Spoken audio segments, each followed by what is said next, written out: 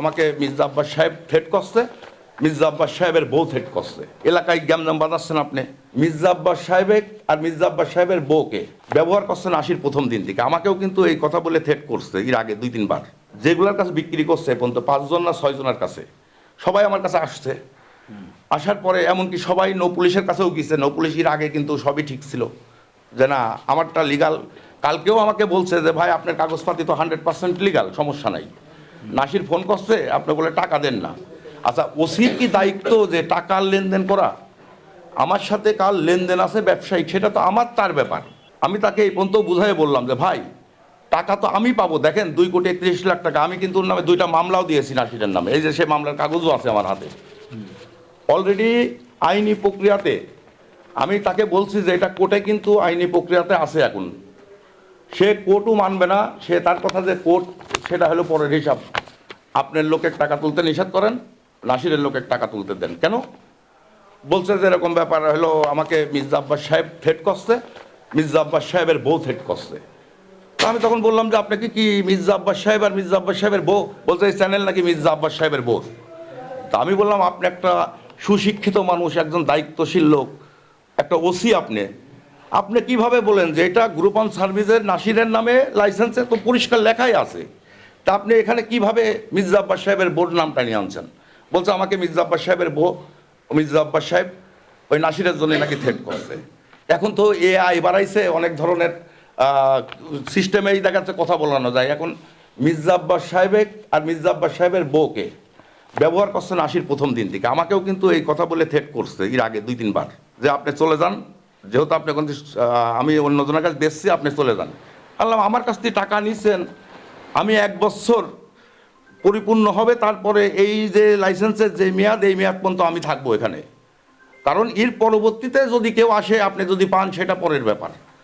কিন্তু এখন আপনি কিভাবে বেচেন? এর আগেও 3 জন আসছে, আবার এই যে লাস্টে এলাকায় গ্যামজাম বাজাচ্ছেন আপনি।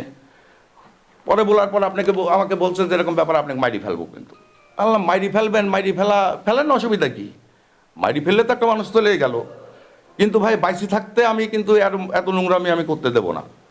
কারণ আমি টাকা দিয়েছি আপনার কাছে, এটা বাদেও টাকা পাবো। এই যে তার কোর্টের এই যে পুরা ডকুমেন্টস আমার কাছে আছে, যে যেখানে অলরেডি খালি কোর্টেরই না, দেখেন আমি টোটাল প্রশাসনের কাছে কুষ্টিয়া জেলা, পাবনা জেলা, 2 জেলার প্রশাসনের কাছে আমি প্রতিটা দেখেন কাগজপাতি দিয়েছি, সেটার প্রমাণ ডকুমেন্টস আমার কাছে আছে। সেই ক্ষেত্রের উপরে উনি ওইটা মানতে নারাজ। আমি বলেছি যে আপনার সবচাইতে ঊর্ধ্বতম কর্মকর্তাকেও কিন্তু আমার জানানো আছে, বিষয়টা নলেজ দেওয়া আছে। আচ্ছা, তখন আমাকে বলছে যে ভাই সব ঠিক আছে। এই যে দেখেন টোটাল প্রশাসন, এই যে পাবনা জেলা, কুষ্টিয়া জেলার টোটাল প্রশাসনকে আমার কাগজ দেওয়া আছে। দেখেন নৌ পুলিশের হেডকোয়ার্টার, নৌ পুলিশের অতিরিক্ত police, police super Rajshahi range, Lakshmikunda নৌ পুলিশ, ফাঁড়ি ও ওসি, সোজানগর নৌ পুলিশ, ফাঁড়ি ও ওসি, ঈশ্বরদী উপজেলা প্রশাসক, ইওনো ও পাবনা জেলা প্রশাসক, পাবনা, ঈশ্বরদী থানা, পাবনা সেনা ক্যাম্প, কুষ্টিয়া জেলা প্রশাসক, কুষ্টিয়া সদর থানা ওসি, ভেড়ামারা থানার OC, RAB 12 Kushtia commander, Kushtia সেনা ক্যাম্প, ভেড়ামারা উপজেলা প্রশাসক, ইওনো কুষ্টিয়া পুলিশ সুপার। তাহলে কোন প্রশাসনকে আমি কাগজ দিই নাই? আজকে আমাকে উনি একটা ভুয়া ওই যে সন্ত্রাসী বাকেনের কাগজ নিয়ে এসে আমাকে বলছে যে এই কাগজে টাকা উঠবে। তা আমি তখন চ্যালেঞ্জ করলাম কাগজের বিষয়টা, যে আমি কাগজ চ্যালেঞ্জ করে আমি টাকা তুলবো, প্রয়োজনে, সমস্যা নাই আমার। সেই ক্ষেত্রের উপরে নাসির পরে আমাকে ফোন দিয়ে আবার হুমকি দেয় যে আপনাকে কিন্তু মেরে ফেলবো বলেছি না, আপনি এই ব্যাপারে কথা বলবেন না। আমি বললাম মাইরে ফেলতে পারেন, অসুবিধা নাই, মাইরে ফেললে চলে যাবো না, কিন্তু বাইশ থাকলে আমি আমার এই জায়গায় কাউকে আমি যাইতে দিচ্ছি না। কারণ আমার মেয়াদ যতদিন আছে আমি ততদিন চালাবো।